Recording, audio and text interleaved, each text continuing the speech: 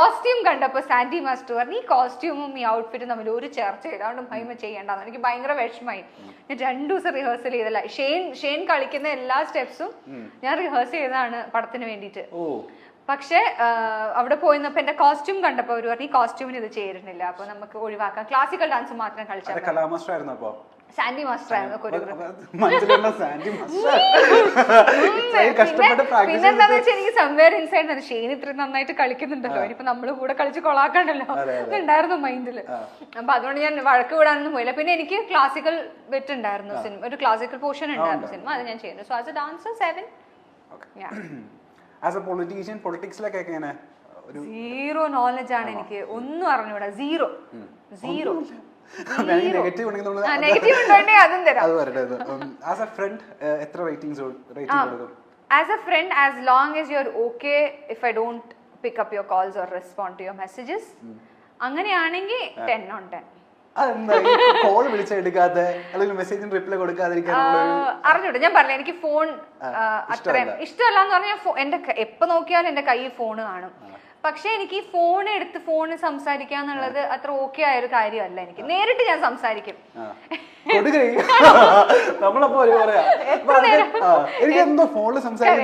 അല്ലേ, അങ്ങനെയുള്ള ആൾക്കാരുണ്ടാവും. നേരിട്ട് കണ്ട എത്ര നേരം വേണമെങ്കിൽ സംസാരിക്കാം. പക്ഷെ അച്ഛനെന്തെങ്കിലും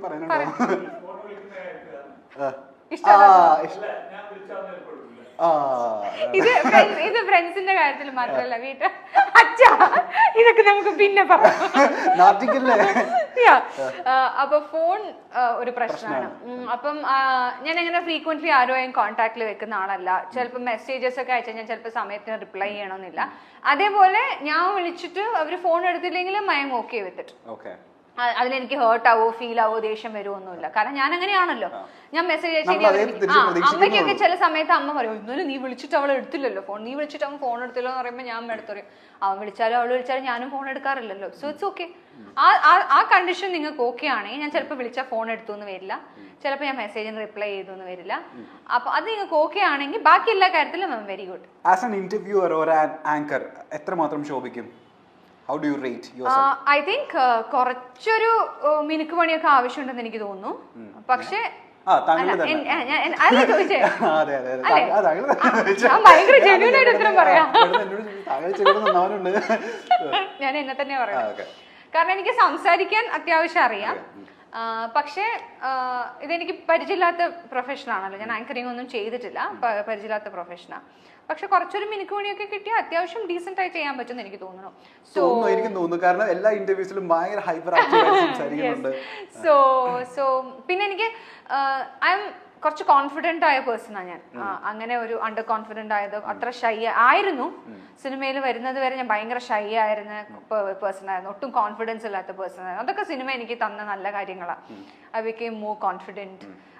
നാണമൊക്കെ മാറിപ്പോയി. പണ്ട് ഭയങ്കര ചമ്മലായിരുന്നു എനിക്ക്, ആൾക്കാരോട് സംസാരിക്കാനൊക്കെ ഭയങ്കര ചമ്മല, അതൊക്കെ പോയി. അപ്പം കുറച്ചൊരു ചെറിയൊരു പ്രാക്ടീസും ലേണിംഗും ഒക്കെ ഉണ്ടെങ്കിൽ ഒരു 8 as an anchor. As an English literature graduate എത്ര റേറ്റ് കൊടുക്കും? ഞാൻ കറസ്പോണ്ടൻസിലാണ് ചെയ്തത്.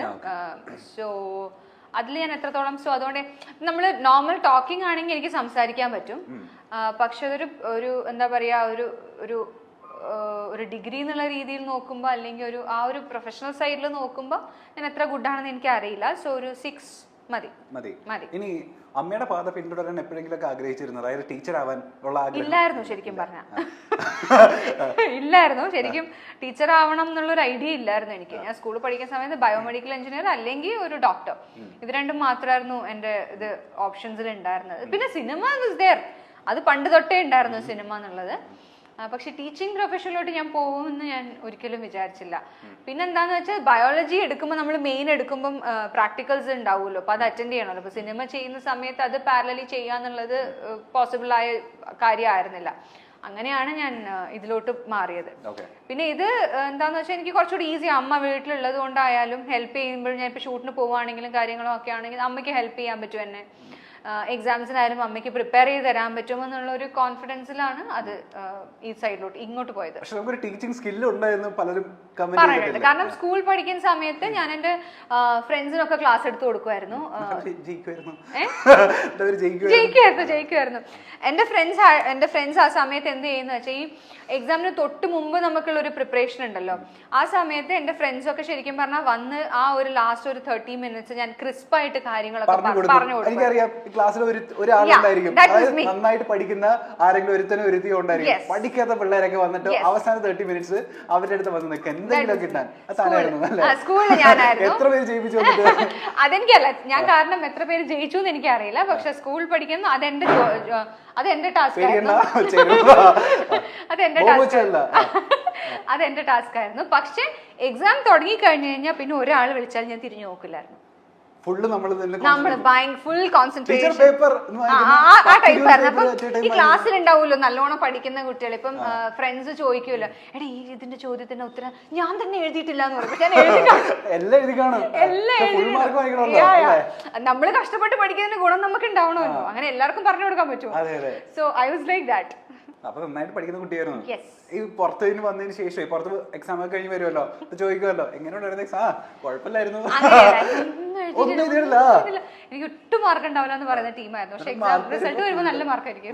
ഇത് കഴിഞ്ഞിട്ട് ഫ്രണ്ട്സ് മറ്റേ പേപ്പർ ഇല്ല, എന്റെ ഫ്രണ്ട്സിനൊക്കെ അറിയാം ഞാൻ ഇങ്ങനെയാന്ന്, അതുകൊണ്ട് കുഴപ്പമില്ല. അതാണ് ഞാൻ പറഞ്ഞ ചില കണ്ടീഷൻസ് ഉണ്ട്. ഈ കണ്ടീഷൻസ് ഒക്കെ നിങ്ങൾ ഓക്കെ ആണെങ്കിൽ I M good friends with you, അല്ലെങ്കിൽ അല്ല. ഇപ്പൊ ഒരു കാര്യം മനസ്സിലായി, അതായത് അമ്മേനോട് നമ്മൾ ഇപ്പോഴാണ് സംസാരിക്കുന്നത്. അമ്മയുടെ ആ ഒരു ആക്റ്റീവ്നെസ്സും ആ സംഭവങ്ങളൊക്കെ കിട്ടിയിട്ടുണ്ടോ നമുക്ക്? എനിക്ക് എനർജി എന്റെ അമ്മേന്റെ അടുത്ത് കിട്ടിയത്. സാധാരണ ഇംഗ്ലീഷ് ടീച്ചേഴ്സ് അധികം സംസാരിക്കില്ല, ഭയങ്കര ജാടയായിരിക്കുമല്ലോ അല്ലേ? ഒരു കണ്ണടയൊക്കെ വെച്ചിട്ട് ഇങ്ങനെ മാത്രം പിള്ളേരെ നോക്കുന്ന ടീച്ചേഴ്സിനെ നമ്മൾ കണ്ടിട്ടുള്ളൂ. പക്ഷെ പക്ഷെ അങ്ങനെയല്ല അല്ലേ? അമ്മ ഇസ് വെരി ആക്റ്റീവ്. എനിക്ക് തോന്നി എനർജിയും ഇങ്ങനെ സംസാരിക്കാനുള്ള ഇതും അമ്മയുടെ അടുത്തായിരിക്കും കിട്ടിയത്. ഞാൻ പറയാം, ഞാൻ സ്കൂളിൽ പഠിക്കുന്ന സമയത്ത് ഞാൻ ഭയങ്കര മെലിഞ്ഞ എല്ലും തോലും പോലെയായിരുന്നു. സ്കൂളിൽ എന്ന് പറഞ്ഞാൽ ഒരു 9th 8th 9th ഒക്കെ പഠിക്കുന്ന സമയത്തൊക്കെ. പക്ഷെ ഇത് അങ്ങനെ ഭയങ്കര പോപ്പുലറായ ഇരട്ടപ്പേരൊന്നും അല്ല. പക്ഷെ എന്റെ ക്ലാസ്സിലെ ബോയ്സ് ഒക്കെ എന്നെ ഉണക്കമത്തി എന്ന് വിളിക്കുമായിരുന്നു. ബോഡി ഷേമിംഗ് ആണോ? അപ്പൊ അറിയില്ലായിരുന്നു, എന്നെ ഉണക്കമത്തി എന്ന് വിളിക്കാറുണ്ടായിരുന്നു. ഇപ്പൊ വന്ന് കാണുന്നെ അവന്മാരൊക്കെ പറയണ്ട എന്താ വിളിച്ചിരുന്നത് നോക്കണോ? തമിഴ് മലയാളം അത്രയൊന്നും വേണ്ട, എന്നാലും അത്യാവശ്യം ഡീസന്റ് ആയിട്ട് ഉണ്ടല്ലോ ഇപ്പൊ. So they used to call me ഉണക്കമത്തി. എന്താ ഇപ്പൊ പച്ചമത്തി ആയി, അത്ര വ്യത്യാസമുള്ളൂ.